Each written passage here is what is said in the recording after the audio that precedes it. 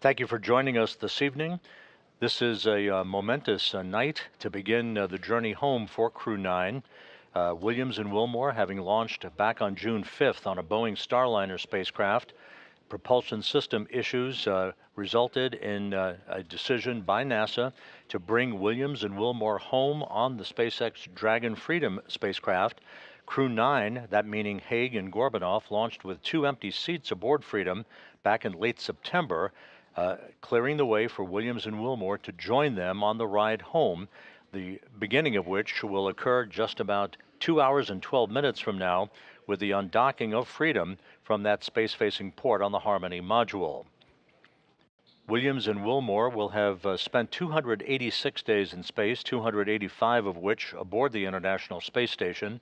They will have completed 4,576 orbits of the Earth in a mission spanning 121.3 million statute miles. Hague and Gorbanoff's, their mission duration, 171 days, 170 days of which aboard the International Space Station. Their mission will have spanned 2,736 orbits of the Earth, 72.5 million statute miles. And you see at the hatchway the 4 departing Crew 9 crew members posing for some final photos.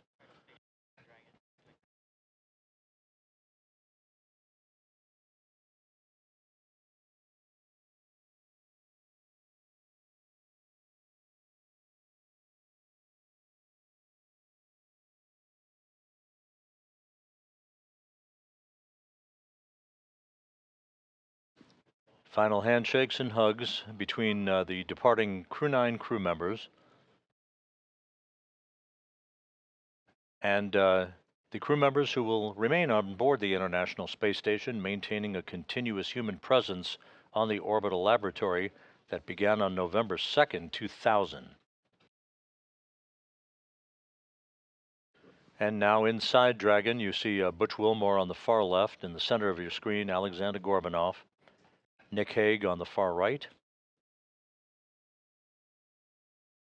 They will settle into their respective seats aboard Freedom as countdown clocks here in Mission Control are ticking backward toward the time of the command to initiate the opening of hooks holding Freedom to its docking port on the space-facing side of the Harmony module. That command to be issued about an hour and 55 minutes from now. The actual physical separation, what we peg as undocking for the history books, is scheduled at 12:05 a.m. Central, 1:05 a.m. Eastern. SpaceX copies on hatch closure. We'll send a command momentarily to transition the state machine to hatch closed. You can reference your hatch closed event details for a few actions and then complete suit donning per procedure 4.010.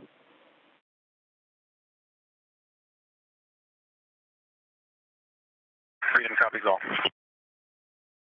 And Nick Hague aboard Freedom confirming that Dragon's hatch to the International Space Station is closed.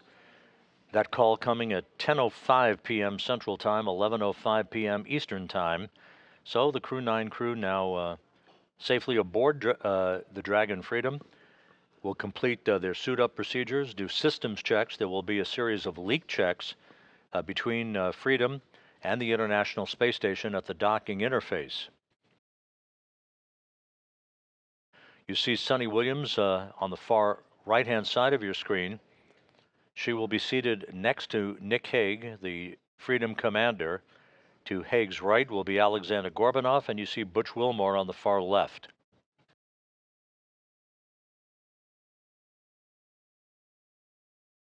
Once again, you're looking at a view across the 4 crew members, Butch Wilmore in the foreground, Alexander Gorbanoff to his left, then Nick Hague, and just obscured on the far right-hand side of this configuration is Sunny Williams.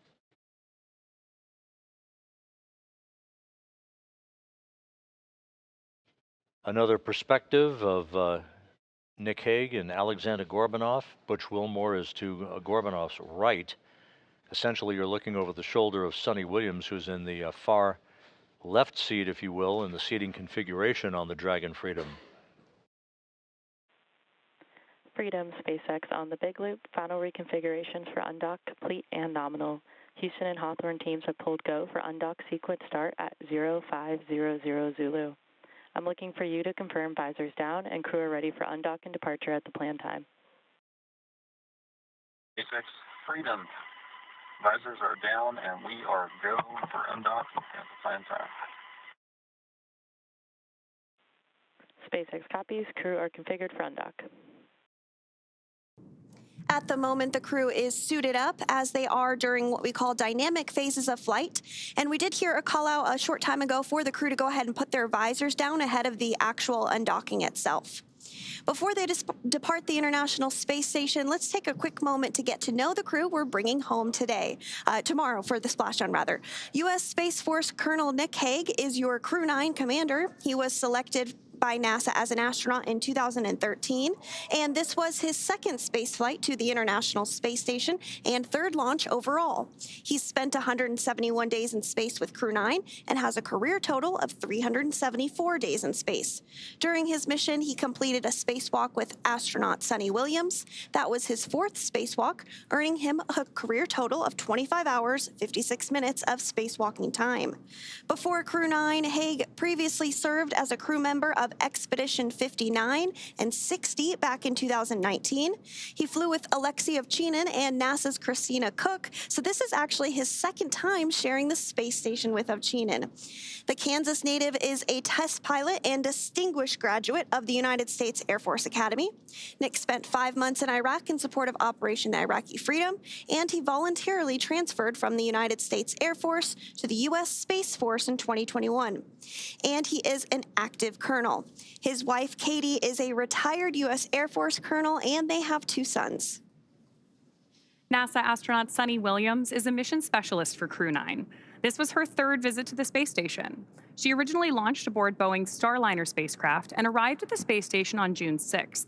Following the agency's decision to return Starliner uncrewed, she became an Expedition 71-72 crew member. She logged 286 days in space on this mission. Sonny has a total of 608 days in space, earning her the ranking of second most time in space by a NASA astronaut. Former NASA astronaut Peggy Whitson ranks first with 675 days in space. Sonny conducted 2 spacewalks and has completed 9 over the course of her career, for a total of 62 hours and 6 minutes of spacewalking time. She ranks 4th on the list of cumulative time spacewalking by a NASA astronaut. Previously, she served on Expedition 14 and 15 in 2007, and again with Expedition 32 and 33 in 2012. She is a retired U.S. Navy captain and a proud graduate of the U.S. Naval Academy.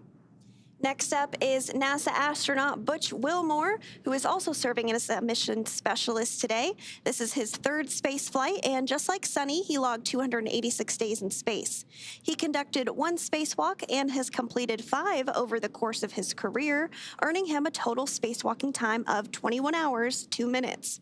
He's flown on 4 different spacecraft throughout his career: Space Shuttle Atlantis, Soyuz, Boeing Starliner, and now the SpaceX Dragon. Previously, the Mount Juliet, Tennessee native served on STS-129 in 2009 and Expedition 41 and 42 from 2014 to 2015. Wilmore is also a retired captain in the U.S. Navy. Alexander Gorbanov is the 3rd mission specialist serving on today's mission. Crew 9 was his first spaceflight to the space station, earning him a total of 171 days in space over the course of his career. Gorbanov, along with Nick Hague, saw the arrival of 4 visiting vehicles and saw the departure of 4 as well. The duo orbited the Earth more than 2,700 times. Before his cosmonaut selection in 2018, Gorbanov worked as an engineer for a rocket space corporation and helped support cargo spacecraft launches from the Baikonur Cosmodrome. Once the physical separation occurs between Dragon and the docking port on Harmony, it will begin to move above the station at a very slow rate of about 1/10 of a meter per second. Then will move behind the station. A series of departure burns will then put it on a trajectory to carry it below the station and on its way to a safe distance away from the International Space Station for its deorbit burn that will occur at 4:11 p.m. Central Time, 5:11 p.m. Eastern Time on Tuesday afternoon to begin the final leg of the ride home for Williams, Wilmore, Hague, and Gorbanov. All hooks open. All hooks are open. And undocking confirmed. Freedom is free of its moorings. Sonny Williams and Butch Wilmore begin their belated trip Dragon home. Separation confirmed.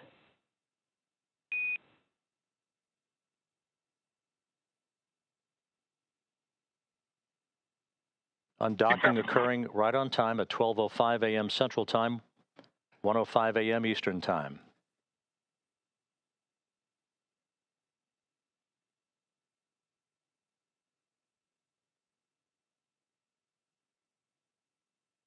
Good motion, good stability on Dragon as it backs away. Freedom, SpaceX on the big loop, depart burn 0 nominal.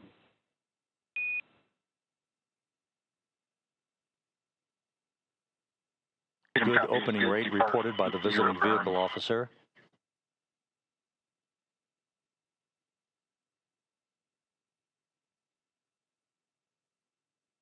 Dragon's attitude control system functioning as advertised.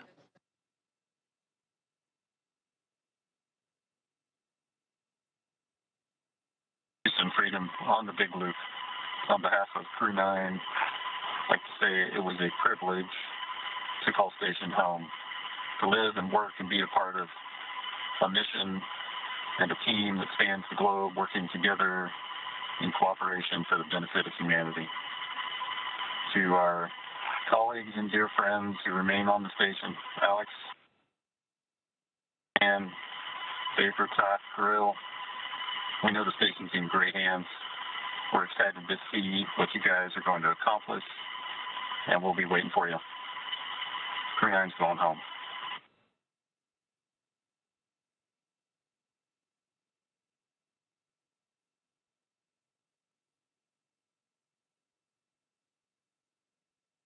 Houston Station on the big loop. Step 2, ISS thrusters are verified enabled.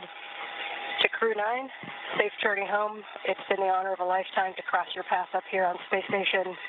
Your service has been very much appreciated, and we'll miss you, but have a great journey home.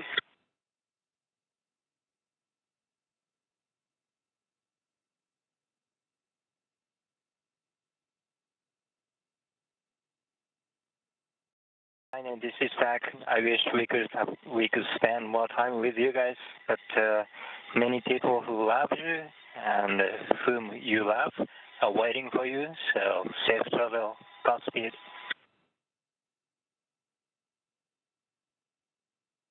And for crew arrival, we ring a bell in Navy tradition, and for Crew 9, I did a baritone salute as you undocked.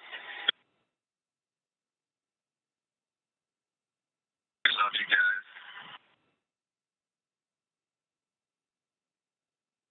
So an exchange of poignant words between the Dragon commander, Nick Hague, as well as the Crew 10 crew, the newly arrived Crew 10 crew members, Ann McLean, Takoya Onishi, and Don Pettit, offering their best wishes and Godspeed for a safe return to Earth on Tuesday afternoon for the quartet aboard the Dragon Freedom.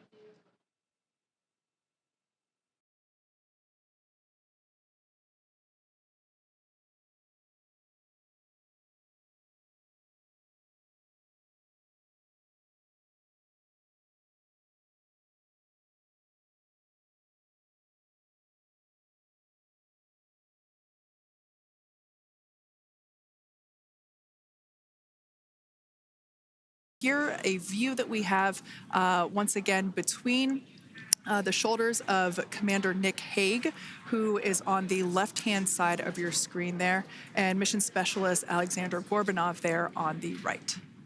Freedom, SpaceX. Deorbit sequence start in 5 minutes.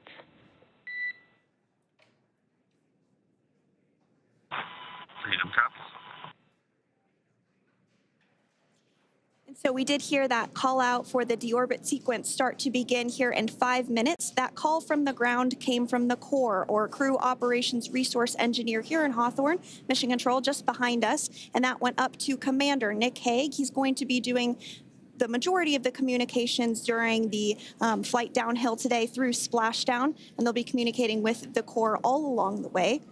Now, we did mention that they are flying on Crew Dragon Freedom. The naming of spacecraft has gone all the way back to the very beginning of this human spaceflight program. This is a nod to Alan Shepard naming his spacecraft Freedom 7 during the Mercury program. And so the crew that first flew up on Freedom a few years ago had the opportunity to name this Dragon, and they named it Freedom. That was Crew 4 that was the first flyers on this spacecraft. It's also flown for Axiom Mission 2 and 3, and then, of course, today for Crew 9 as well. And I did hear confirmation that that deorbit burn is underway. As we mentioned, it's about a 7.5-minute burn. So within the last 10 minutes, Dragon has jettisoned its trunk and initiated the deorbit burn just seconds ago. As mentioned earlier, for those operations, NASA and SpaceX closely coordinate with the United States Coast Guard to establish a safety zone to ensure public safety and for the safety of those involved in the recovery operations, as well as the crew on board the returning spacecraft. Dragon Freedom has not yet entered the Earth's atmosphere. This deorbit burn is what will line the vehicle up and put it on its final trajectory to the landing site right off the coast of Tallahassee, Florida. So basically, it is the last burn that the Dragon spacecraft executes and is what really locks it in for that precise landing. As you can see, as I mentioned earlier, Dragon is flying itself. So all the crew has to do is stay strapped into their seats and keep tabs on things. Although I must say, if I had one of those window seats, it would be pretty difficult to restrain myself. Deorbit burn complete. Performance nominal. Nose cone closure initiated.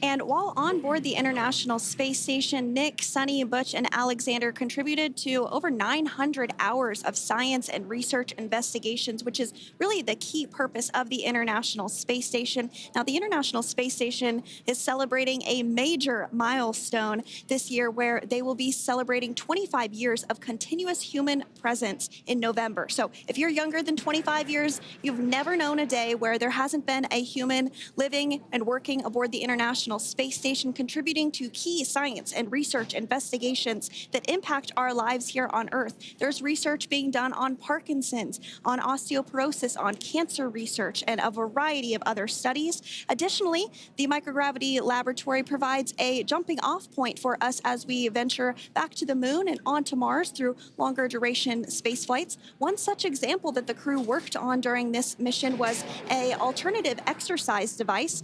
In microgravity, the crew has to exercise for about 2 hours a day because they're not having the effects of gravity on their body. So to prevent bone and muscle loss, we counteract that with 2 hours of exercise per day.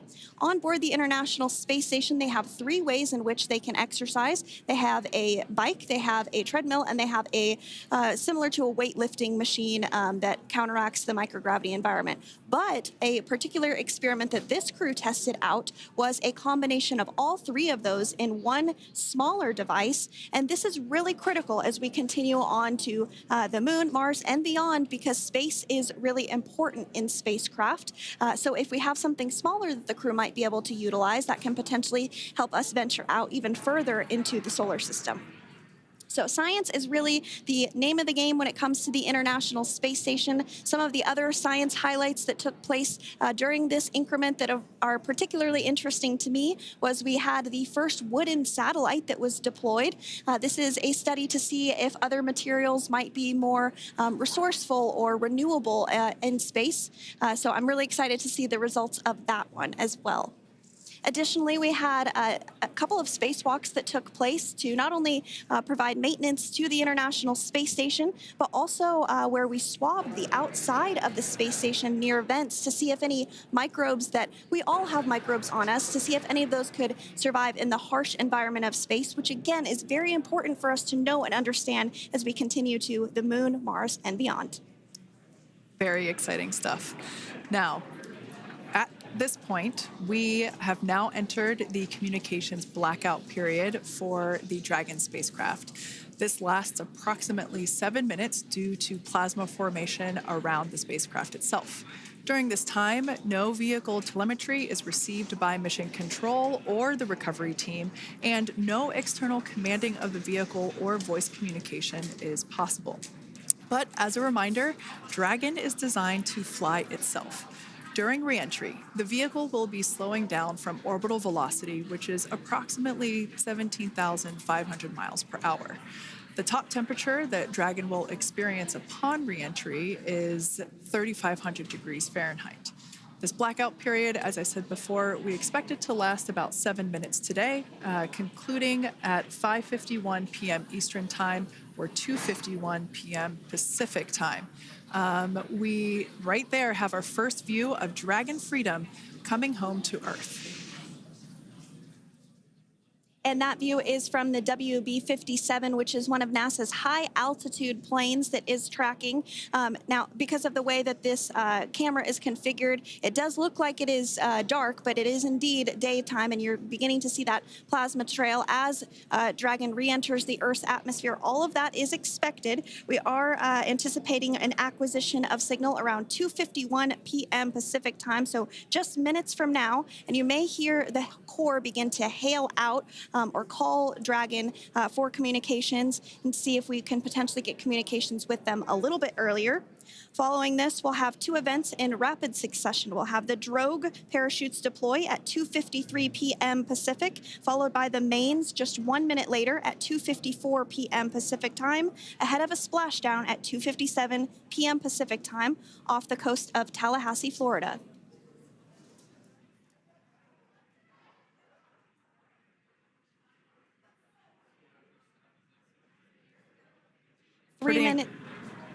Pretty incredible views of the Dragon spacecraft making its way home back to planet Earth with the Crew 9 astronauts on board.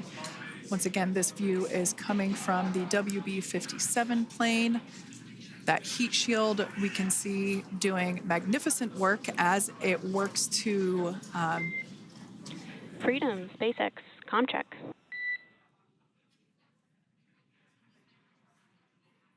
All right, we're going to start hearing the SpaceX Crew Operations Resource Engineer. SpaceX Freedom is with you. 4.16. Enjoying the ride. Copy that, Freedom. Great news there from Commander Nick Hague reporting back. We see a healthy flight computer. Expect automated chute deployment. Freedom copies. Like we said before, things moving very quickly as Dragon Freedom makes its way home. Next event coming up will be deployment of the drogue parachutes. This occurs around 18,000 feet. GPS has converged. Expect nominal altitude for drogue chute deployment.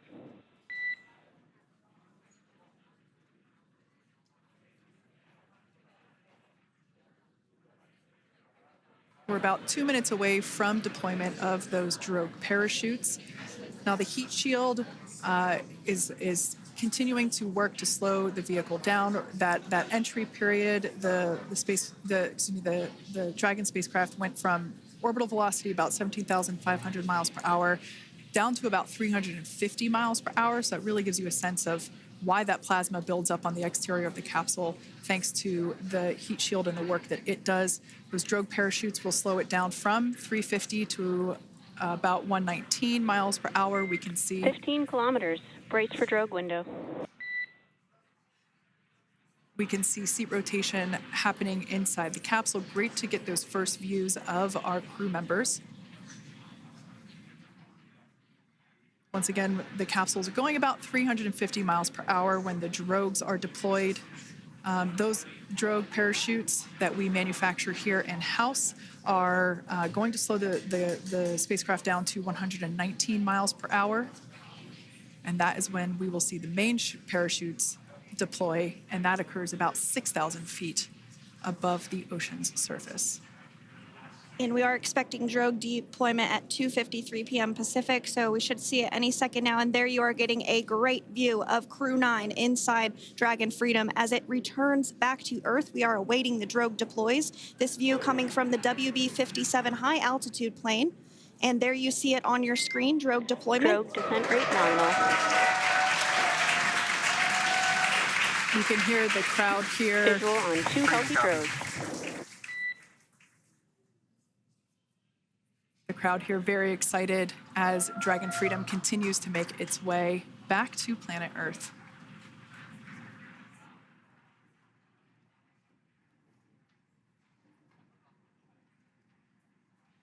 Next up, we'll stand by for the main deployment of the parachutes.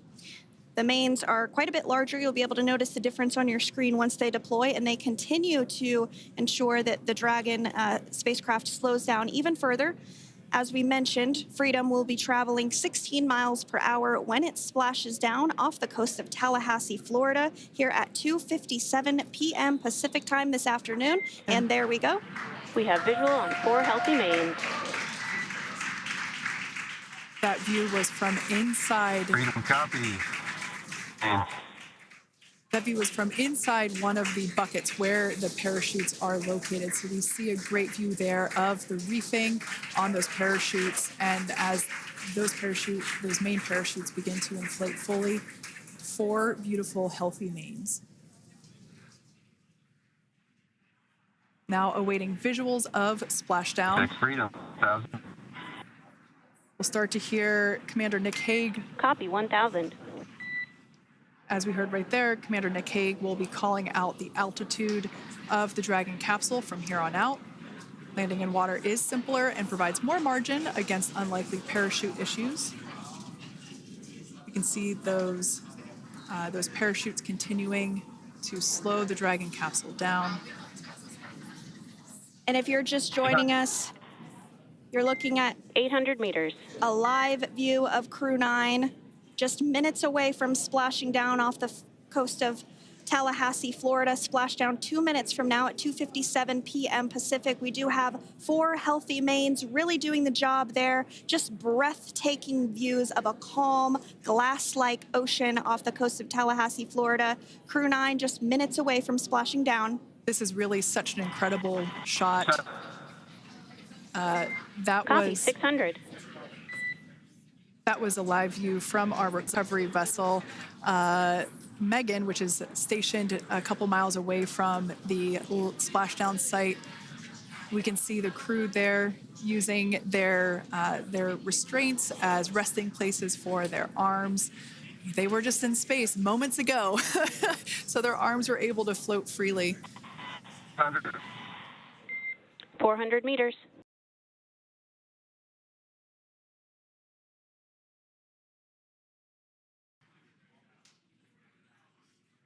And splashdown. Crew 9 back on Earth.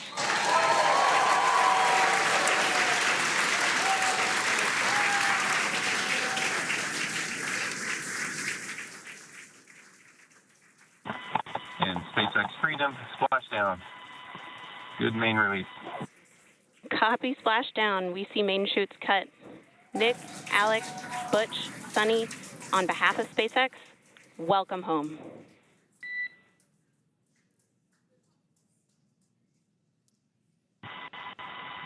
It is an amazing, what a ride. I see a capsule full of grins ear to ear. And as you can see on your screen, we have visual confirmation of splashdown. Dragon Freedom has returned home, and NASA astronauts. System safety verifications are in progress. We'll report back when recovery personnel are en route.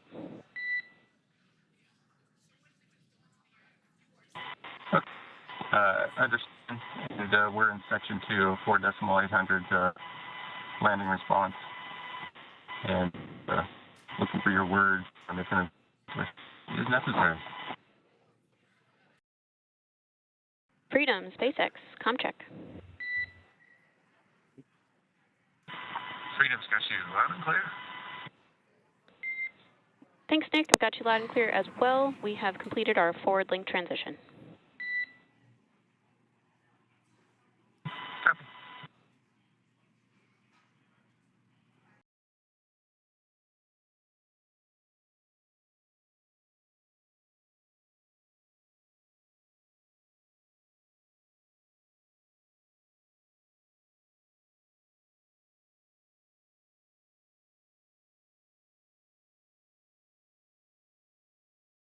Crew 9 splashed down off the coast of Tallahassee, Florida at 2:57 p.m. Pacific time with NASA astronauts Nick Hague, Butch Wilmore, Sonny Williams, and Roscosmos cosmonaut Alexander Gorbanov. They're now working through procedures to hoist this spacecraft up onto the recovery vessel Megan. We just saw that hydraulic arm get lowered into the lifting position. That arm will be the mechanism that is utilized to lift Dragon up and out of the water and into the nest located there at the aft end of the recovery vessel.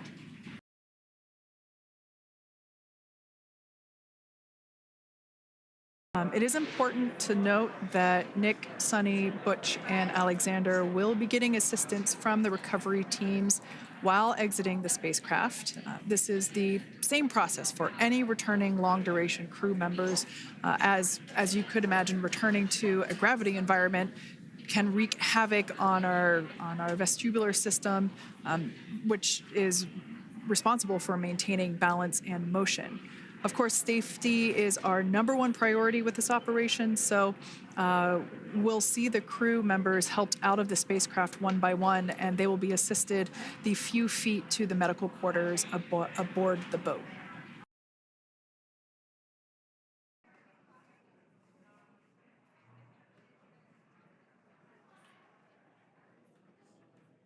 And there you have it. The side hatch is open for the first time since September.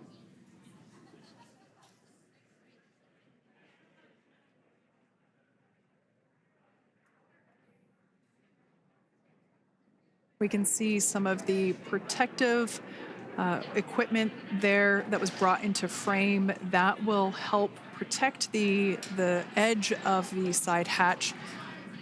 One, from any potential damage. Oh, we can see the recovery crew member there taking photos of the side hatch seal. This is part of the standard operation for recovery.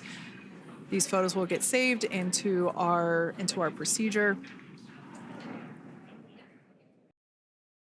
And there we do see Crew 9, some happy waves, smiles all around back on Earth.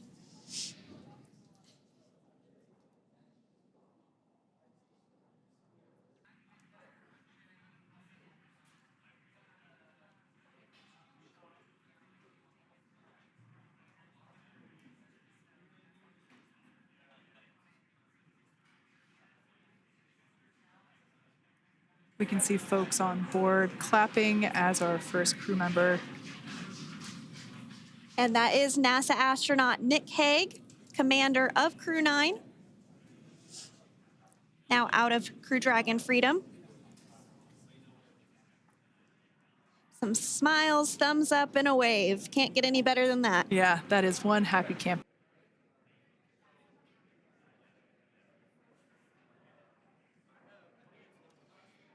Next up out of the capsule, we expect Roscosmos cosmonaut Alexander Gorbanov. His first space flight. Spent 171 days in space alongside NASA astronaut Nick Hague. Looks like we're getting some cheers and clapping on board as Alexander is slid down the little ramp and placed into the mobility aid.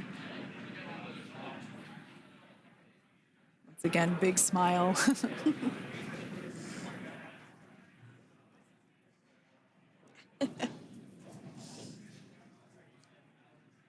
Oh, looks like we're getting our next crew member here. That is none other than Sonny Williams. Big smile, big waves. She, like her other crew members, now will be assisted onto the mobility aid.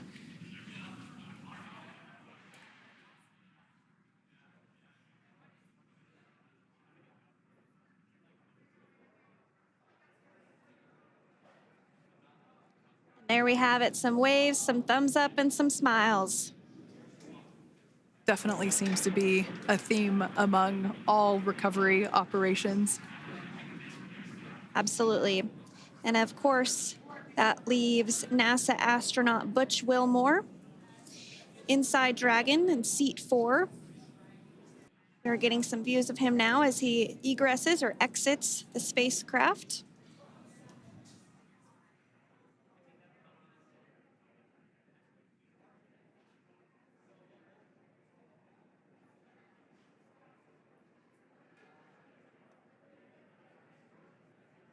Once again, some elation and cheers there from Butch Wilmore.